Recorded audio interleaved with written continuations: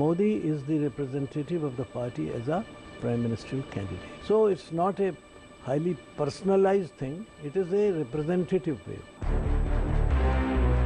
It's not a one state or straitjacket model. Yes, but the fact that Mr. Jaswant Singh will not be given a ticket did not come for discussion on that day.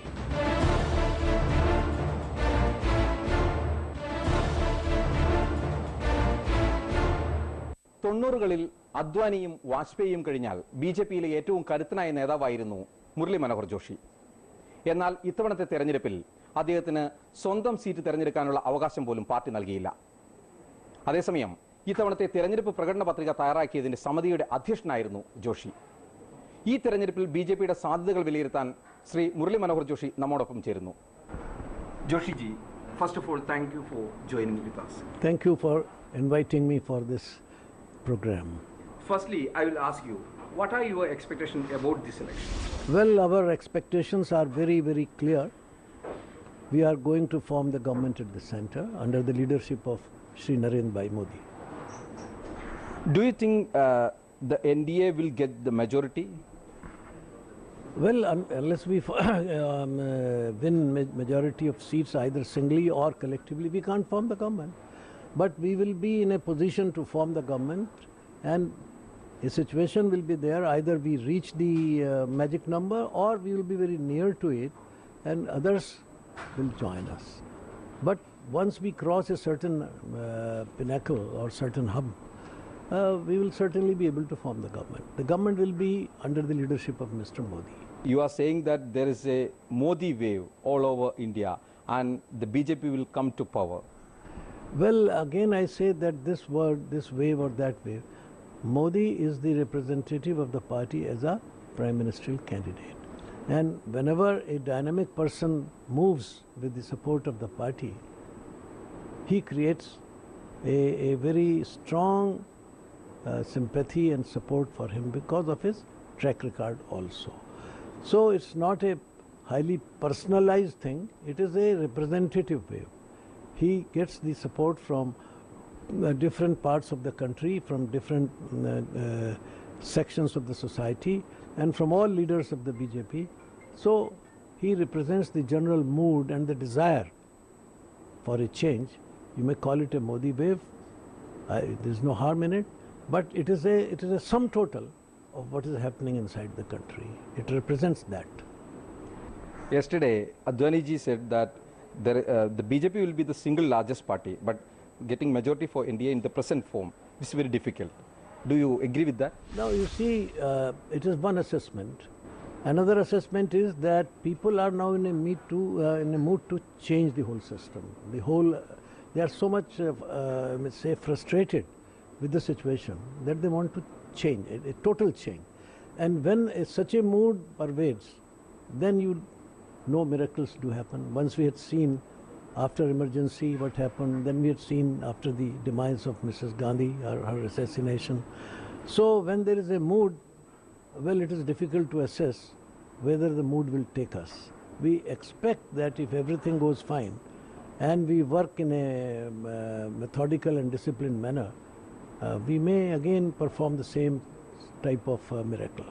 If the India in the present form is not getting the majority number, 272, the magic number, then according to you, who all will support the BJP or NDA to form the government? This is all hypothetical. Nobody can predict all these things, not even astrologers. It depends upon how the situation emerges. But what I am certain is this, that whatever may be the situation after the election, the BJP will be in a position to form the government. And if we need some friends will be ready to come. Now, I was just seen that Telugu Desam has joined us. So it shows the mood of the people that things can happen. That's what I am asking, because from Andhra, if Telugu Desam comes, then Jagan Mohan Reddy will not come. If from Tamil Nadu, if a DMK comes, then ADMK will not come. How will you pacify the regional parties? We have said it that whatever we are going to do in terms of governance, we will not ignore any region, any state. So I think all these issues will be sorted out once people realize that the government is stable or the government has the clear-cut vision, they will support us. They may not join us, but they will say, okay, you carry on with the government and we'll support you. Opponents are saying there is a club like 160, 180. Those who don't want Modi to be the next Prime Minister. What is the truth in this? Well, you ask the opponents better. I don't see any such club in the party. There is one club in the party, and that is Bharatiya Janata Party, at the moment led by Mr. Modi for the elections as a prime ministerial candidate. I don't see any other club, sub-clubs. No, nothing like that. All clubs are for the majority of BJP. In the history of BJP or Jan Sangh, whatever may be, every time the collective decision was the strength of the party. Do you think in this election there is a lack in that collective decision making? If there would have been no collective decision, how could we have announced Mr. Narendra Modi as the prime ministerial candidate? It's a collective decision. It has been thoroughly discussed, deliberated, all aspects, all pros and cons, and the party unanimously decided to project him as the prime ministerial candidate. So those who are worried about this development, they feel that they should start some sort of a criticism and some sort of what you can say innuendos that, well, there is a division, nobody likes it, or there are groups. The BJP does not belong to that species which has groups or subgroups. We are all one. We discuss. We are a democratic party. We discuss. We sometimes are not afraid of expressing our very strong opposition on any issue. But once a decision is taken place, we work like one simple family. But there was a lot of criticism when some people came back to BJP, like Yediyurappa and Sriramalu in Karnataka, and some senior leaders themselves publicly criticized the decision. Why it happens? Mrs. Sushma Swaraj had openly opposed the entry of Mr. Sriramalu, and there were reasons, and she was very, very strong in her opposition. One is free to express his or her opposition or views, howsoever strong it may be. But in the parliamentary board, when the decision was taken, she was there and she said, yes, I'm not opposed to it, but if the party is so deciding, I will abide by it. So it's not that there is no collective decision. It is rather a very healthy sign that a person has expressed her or his very strong opposition, but when the consensus emerges against him or her, he or she subscribes to that very view. In the case of Jaswant Singh, Sushma Swaraj publicly said that it was not discussed or it was not decided by the Central Election Committee. Well, you see that one or two seats were left on that day, and the Chief Minister said that they have to reconsider these 2-3 seats in view of certain developments taking place in the constituency. And so Mr. President was authorized to decide about those seats, and as far as I remember, Sushma ji was present on that day. It's true that this decision was taken by the President and the Chief Minister, but not as a behind the back decision. It was almost certain that they will decide it. Yes, but the fact that Mr. Jaswant Singh will not be given a ticket did not come for discussion on that day. That's true. Jaswant Singh was a former colleague of you and very close man with you. Are you sad that Jaswant Singh is fighting the election as an independent this time? If it could have been avoided, I think it would have been better. But when party takes a decision, all party members will be stood to that. That is what you are saying. Yes, but I said if Mr. Jaswant Singh could have avoided to contest as an independent, it would have been better. Modi is the representative of the party as a prime ministerial candidate. So it's not a highly personalized thing, it is a representative way. It's not a one state or straitjacket model. Yes, but the fact that Mr. Jaswant Singh will not be given a ticket did not come for discussion on that day.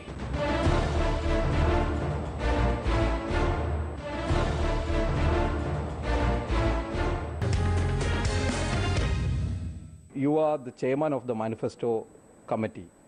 What are the advantages that you are going to offer the people, and through that, what will be the advantages given to BJP in this election? Well, as far as I understand, our manifesto has been regarded as a very fine analysis and a very appropriate solution to the problems before the country.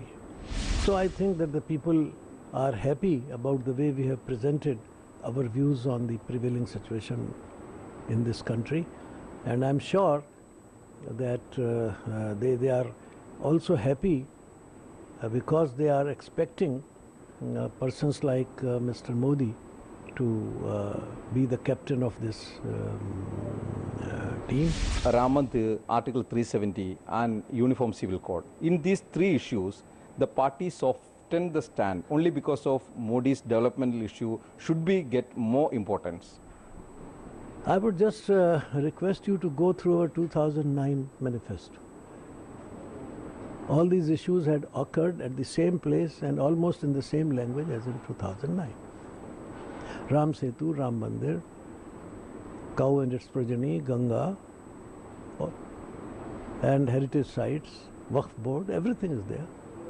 So people just forget that we have also discussed the problems before in front of the other communities, and especially the Waqf boards and the encroachments they are on. So, but it should be, but there is a general tendency that have a stick and beat the BJP. Why the manifesto release was so late? Only because of your BJP's official version is that the leaders were in campaign, and that is the only reason, or there was any difference within the party? No differences. You see, if you look on the date of my transmission of the manifesto to the parliamentary board, it is 26th March. So, so by that time everything was complete. And that is the manifesto which has come before us. So if there was any difference, then it must have been sorted out before that. But I assure you there has been no difference. There are inputs, more than a lakh of inputs. So when we have got such a large number of inputs and experiences, I think people should not be unkind to us that you have delayed it deliberately or this or that. Some inputs came right after my submission of the draft. We can't ignore one or two of them because they are very important. So they were introduced even at the proofreading stage. That shows our openness. But that does not mean that this is a particular model. It incorporates the best what we have got from anywhere. And if we find something very useful from Gujarat, it will be there. If we find something very useful from Madhya Pradesh, it will be there. If we find something very good from Tamil Nadu, I said we will take it from there. So this has been our approach, and I think country must rise above all these petty insinuations, criticisms, and start looking in terms of nation as a whole. Then I think the country can march towards progress. There is a criticism that the Gujarat model of development, that is not inclusive and it's only focused on the traders, industrialists and corporates. How will you analyze the situation, the development model of Gujarat? I'm at the moment neither describing the developmental model of West Bengal or of Gujarat or of any other state. It is now the developmental model for the country as presented by BJP, for the nation as a whole. You see, in a country like India, what developmental model is true for Jammu Kashmir or Arunachal will not be true for Kerala. So to say that this model or that model, no. There should be a model which incorporates the situation and solution for the entire country. And because it is a big and diverse country in terms of geography, in terms of climate, in terms of resources, so we have to find out a model in which there is a general economic model for the country, and each region has its own specialties reflected, and each region has its difficulties resolved. For example, the coastal regions will have different problems, and that too the west coast has a different problem from the east coast. So we can't say that whatever will be applied on the western Ghats will also apply to Sundarbans. No. There will be some similarity, but not total similarity. Similarly, what is true for Arunachal will not be true for Chhattisgarh. So we are trying to create a model in which the realities of the situation are reflected, the problems being faced by each zone are reflected, and their solutions presented on the basis of a general consensual approach. So we have said there will be different zones, and each zone will discuss, it will have its own council, and all these councils will be linked with the Prime Minister's office, so that whatever reaches the PMO's office is a combined approach. Then we start that the most of the planning and input should come from below. For that we have given that the functions, the funding of the Panchayati Raj system, that has to be reviewed and reoriented. So all these things will create a different type of infrastructure through which we will implement all these things. So it's not a problem. That means you are saying it will not be the Gujarat model, that will be if the NDA government will come. It is a model which why I don't know, some good points of Gujarat will also be there. There may be some good points from the government of Tripura, they will also be there. There may be some good points from the government of Maharashtra, we'll also take them. It's not a one state or straight jacket model, but certainly there have been certain very good points in the Gujarat's development, we'll do it. Some very good points in the development of Madhya Pradesh, we'll take it. Some very good points there are maybe in Tamil Nadu. For example, the community kitchen schemes is a very shining example from Tamil Nadu. I have included in the manifesto that this should be a universal scheme. Why not? So it is a model which will incorporate the best practices from different parts of the country. How do you react to the remarks made by leaders like next generation leaders like Amit Shah regarding the Muzaffarnagar right and all the things? Is it a positive, means is it acceptable for the party, or what is the? Well, I say for last about 20 years or more, I have taken one stand that people in the high constitutional positions and high political offices should use their languages very carefully, and nothing should be done to offend the sensibilities of the people. So that is my general approach, and I stick to it. Joshi ji, if we are coming to the Kanpur, how hopeful you are, and what are the advantages for you here in Kanpur? Well, I'm very confident. There is no question of being hopeful. My association with Kanpur is almost, I can say, 55 years old. I have worked here, I have led certain agitations here, and so there is nothing new for me here. And the way the people have supported me and given me their love and affection, that is, I think, a matter of pride for anybody. So my level of confidence is as high as it was firstly in Allahabad or in Varanasi or anywhere else. So there is no difficulty, and Kanpur for me is as good as my home, no problem. When the party asked you to move from Varanasi to Kanpur, what was your reaction in your mind? Because you served the people for 5 years, and after next election, before the next election, you are moving to another seat. Firstly, let me say that I feel that this is an insulting question to any political leader of my standing.